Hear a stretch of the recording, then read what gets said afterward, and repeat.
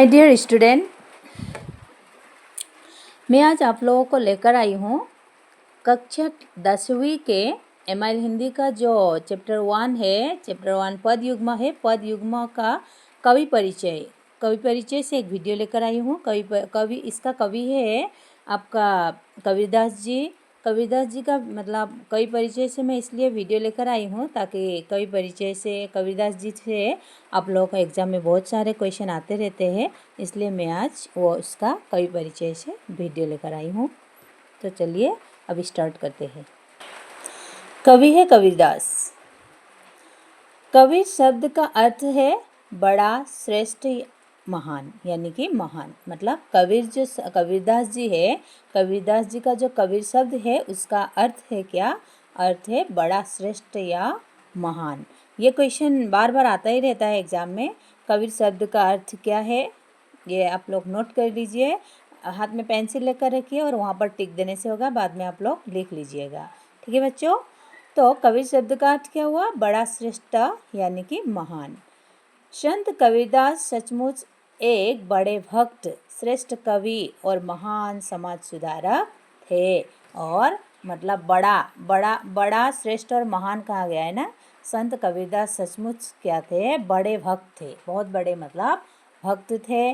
और साथ ही वो श्रेष्ठ कवि भी थे मतलब कविता भी लिखते थे। और क्या थे? महान होने मतलब क्यों कहा गया है? महान समाज सुधारक, समाज को सुधारने वाले एक व्यक्ति भी थे, इसलिए कबीरदास को बड़ा, श्रेष्ठ यानी कि महान कहा गया है। तो आप सच्चे अर्थ में एक ऐसे क्रांतिकारी लोक कवि थे। ये मतलब ऐसे क्रांतिकारी लोक कवि थे कि जिन्होंने क्या किया? जनता के बीच रहकर जनता की भाषा में मुख्य रूप से जनता की भलाई के लिए एक काव्य रचना की। और उन्हें मतलब क्यों कहा गया है क्रांतिकारी लोक कवि थे? लोगों के मतलब लोक कवि लोगों के प्रिय थे, तो लोक कवि कहा है। और जिन्होंने क्या किया? जनता के बीच में ही रहकर और उन्हीं जनता की भाषा में मुख्य रूप से, और जनता के जो भाषा है, प्रचलित भाषा है, उसी भाषा में और मुख्य रूप से उन लोगों के भलाई के लिए काव्य का रचना भी की थी। उनकी रचनाएं तब भी प्रासंगिक थी, आज भी प्रासंगिक है और भविष्य में भी आगे भी मतलब क्या होगी? प्रासंगिकता बनी ही रहेगी। उनकी कविताएं मतलब तब जब वो थे तब भी मतलब प्रासंगिक थी और आज भी क्या है? प्रासंगिक है और भविष्य में भी, फ्यूचर में भी क्या होगा? प्रासंगिकता बनी ही रहेगी। तो हिंदी की निर्गुण भक्तिधारा के ज्ञानमार्गी कवियों में महात्मा कबीरदास जी सबसे अधिक प्रतिभाशाली कवि है। और हिंदी जो निर्गुण भक्ति धारा के अनुयायी देखा जाए तो ज्ञान मतलब बहुत सारा ज्ञान था उनके पास, ज्ञानी थे। और कवियों में और उसे महात्मा कबीरदास कहा जाता है। महात्मा कबीरदास जी सबसे अधिक मतलब क्या थे? प्रतिभाशाली कवि थे।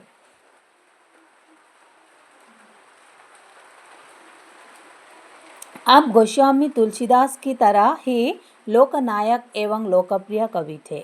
और गोस्वामी तुलसीदास भी क्या थे? लोकप्रिय थे, लोकनायक, लोगों के प्रिय थे। उन्हीं की तरह ही क्या थे? कबीरदास जी भी लोकनायक एवं लोकप्रिय कवि रहे हैं। और आपके जीवन से संबंधित अनेकानेक जनश्रुतियाँ प्रचलित है। मतलब उसके जीवन वृत्तांत, जीवन के मतलब जो उसका जीवन शैली है, उसका जन्म, मृत्यु, माता पिता, परिवार, इन सब में मतलब जनश्रुति क्या है? अनेकानेक, अलग अलग अनेकानेक में बहुत सारा मतलब क्या है? जनश्रुति प्रचलित आज भी है। आप लोगों ने भी शायद सुना होगा, छोटा कक्षा में मतलब कबीरदास के बारे में था ही, 8 में 7 में, तो कबीरदास जी के बारे में आप लोगों ने सुना भी होगा। तो क्या जनश्रुति है? आपके जन्म, मृत्यु, माता पिता, पुत्र परिवार आदि के संबंध में पर्याप्त मतभेद है। उनके मतलब क्या है? जन्म, मृत्यु, जन्म कब हुआ, मृत्यु कब हुआ, और माता पिता कौन थे और पुत्र, उनके पुत्र के और उसके परिवार के, फैमिली के आदि के संबंध में भी क्या है, पर्याप्त मतभेद है। कहा जाता है कि सन 1398 में काशी में आपका क्या हुआ, आविर्भाव हुआ था। कहा जाता है कि कब, 1398 में काशी में उसका क्या हुआ, जन्म हुआ था। यहाँ पर एक क्वेश्चन होगा, आप टिक दे के रखिए बच्चों। कबीरदास जी का जन्म कब हुआ था और मृत्यु कब हुई थी, मृत्यु भी यहाँ पर लिखा हुआ है। कब जन्म हुआ, 1398 में काशी में और आविर्भाव हुआ, और उसका सन 1518 में मगहर में वे स्वर्ग सिधारे और 1518 में उनका क्या हो गया, देहांत हो गया, चल बसे संसार छोड़कर। नेक्स्ट, जनश्रुति के अनुसार स्वामी रामानंद के आशीर्वाद से एक विधवा ब्राह्मणी को एक दिव्य पुत्र रत्न प्राप्त हुआ। और जनश्रुति के अनुसार लोगों मतलब कहते हैं कि लोगों के कानों से द्वारा मतलब सुना हुआ, जन मतलब लोक, श्रुति मतलब सुना हुआ, दूसरों के द्वारा मतलब सुन के ये पता चलता है कि आप लोगों ने भी सुना होगा और हमने भी सुना था कि उन लोगों के अनुसार क्या है, स्वामी रामानंद के आशीर्वाद से क्या हो गया, एक विधवा ब्राह्मणी के गर्भ से मतलब कबीरदास जी का क्या हो गया था, जन्म हुआ था। विधवा क्या है, ब्राह्मणी के गर्भ से, यानी ताकि जो कि विधवा एक ब्राह्मणी के गर्भ से वो बच्चा पैदा होने से क्या होता है, लोगों का मतलब अनेक तरह से लोग क्या कहते हैं है। तो उन्होंने भी क्या किया, ब्राह्मणी को एक दिव्य पुत्र रत्न प्राप्त हुआ। कबीरदास जी का तो जन्म हुआ, लेकिन जिसे लोक लाजवश उसने क्या किया, लोक लाजवश मतलब लोगों के द्वारा अनेकानेक कुछ बातें निकलने लगे, तो उससे क्या हो गया, लाज को मतलब छिपाने के लिए क्या किया उन्होंने, काशी के पास लहरतारा नामक तालाब के किनारे फेंक दिया। एक तालाब के किनारे मतलब क्या कर दिया, उसको ले जाकर वहीं पर फेंक दिया। कहाँ, काशी के पास लहरतारा नामक तालाब के किनारे, ठीक है। तो उधर से गुजरे नीरू और नीमा नामक मुसलमान जुलाहे दंपति ने उस दिव्य शिशु को उठा लिया और कबीर नाम देकर उसका पालन पोषण किया। इधर है कि उसका जन्म हुआ था हिंदू परिवार में, ब्राह्मणी के गर्भ से, है ना, विधवा ब्राह्मणी के गर्भ से।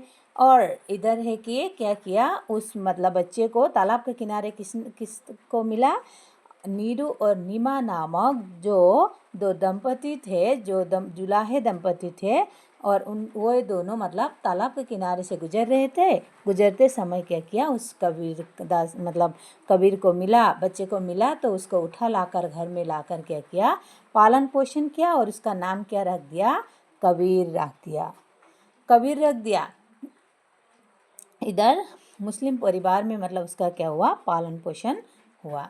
बड़े होकर कबीर ने अपने पालक पिता माता नीरू नीमा की तरह ही जुलाहे के काम को अपनाया। जो नीरू और नीमा जो जुलाहे का काम करते थे, उन्हीं के तरह क्या किया, कबीरदास जी ने भी बड़े होकर जुलाहे का काम ही अपनाया था।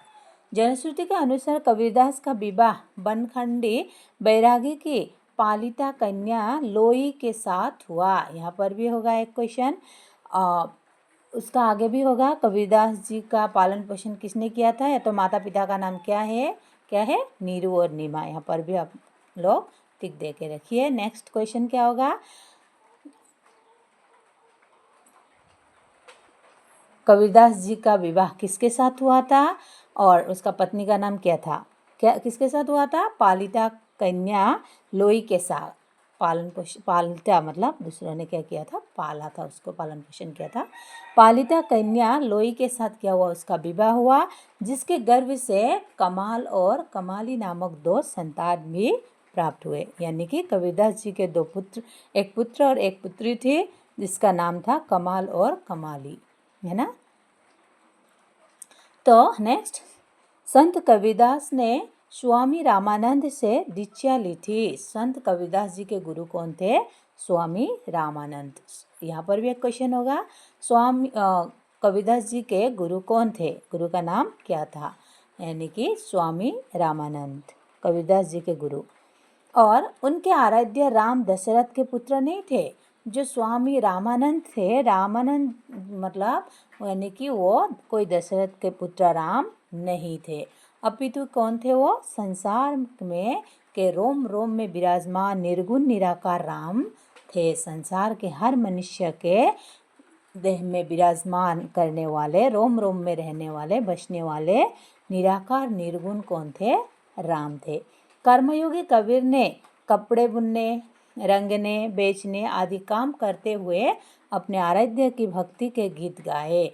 उन्होंने क्या किया, कर्मयोगी, वो तो काम जुलाहे का काम करते थे, तो काम करते करते और उन्होंने कपड़े बुनने, कपड़ा बुनने का काम भी करते थे, रंगने का काम भी करते थे, और वो कपड़े मतलब घर घर जाकर बेचने का काम भी करते थे। जब वो घर घर जाकर बेचने का काम करते थे तो तब उसे लोग पूछते थे, तुम कौन सा परिवार से हो, तुम्हारा जाति क्या है, तुम्हारा मतलब जाति क्या है, कौन सा जाति से हो तुम, हिंदू हो कि मुसलमान हो, ऐसे मतलब अनेकानेक प्रश्न उसे पूछते थे। तो तब कबीरदास भी क्या कहते थे, जाति न पूछो, वो भी कबीरदास जी का ही वाणी है, जाति न पूछो साधु को, पूछ लीजिए ज्ञान, मोल करो तलवार को पड़ा रहन दो म्यान। ऐसे मतलब अनेक बानियाँ बोलकर वो चले आते थे, लौटते थे। वही बानियाँ बाद में क्या हो गया, साखी नामक एक कविता में मतलब दिया हुआ है, लिखा हुआ है। और कभी भी मतलब साधु को जाति नहीं पूछना चाहिए, बस किसके बारे में पूछना चाहिए, ज्ञान के बारे में पूछना चाहिए। आराध्य भक्ति के गीत भी वो गाते थे, बेचने, कपड़े बेचने बुनने का काम करते थे, साथ ही साथ वो आराध्य थे उनके भक्ति के गीत भी गाया करते थे। लोगों से मिलते हुए उन्होंने तरह तरह के उपदेश दिए। जब वो लोगों से मिलते थे, घर घर जाते थे, कपड़ा बेचने के लिए लोगों से मिलते थे, लोग कुछ उसे पूछते थे, तो तब वो क्या करते थे, उपदेश देते थे, ज्ञान देते थे।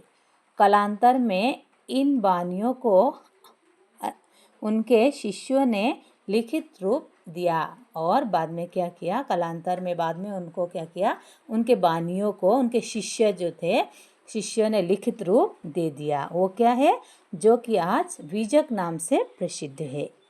हाँ, वो उनके उपदेश वाणियों को मतलब क्या किया, कालांतर इन वाणियों को उनके शिष्य ने लिखित रूप दे दिया, जो कि आज क्या है, बीजक नाम से प्रसिद्ध है। और इसके 3 भाग है, क्या क्या है, साखी, सवत और रामायणी। बीजक, यहाँ पर भी एक क्वेश्चन होगा, बीजक के कितने भाग है और क्या क्या है, बीजक के कितने और क्या क्या भाग है, ये क्वेश्चन होगा, ये भी लिख लेना।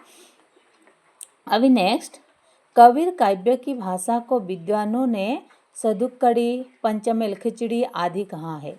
विद्वानों ने मतलब बड़े बड़े विद्वानों ने क्या कहा है, जो कबीरदास जी के भाषा है, जो कविताओं में, रचना में मतलब जो भाषा मिलता है, वो क्या है, सदुक्कड़ी, पंचमेल खिचड़ी आदि का मेल होता है, आदि कहाँ है।